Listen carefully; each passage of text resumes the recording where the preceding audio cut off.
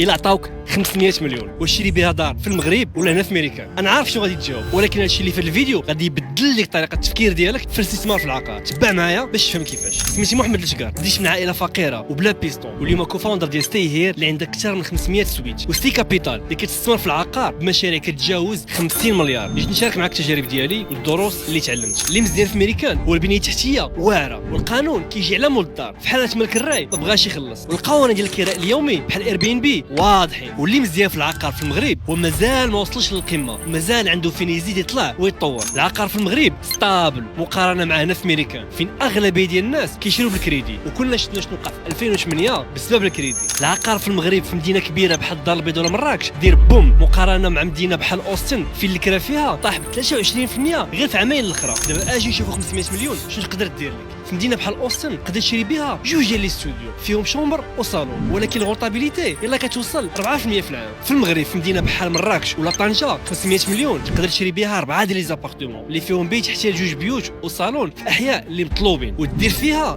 6 حتى 8% الغوطابيليتي في العام، والسوق مازال كيتطور. وانت ولا انت الا عطاوك 500 مليون شنو غادي دير بها؟ خلي الجواب ديالك في كومونتير.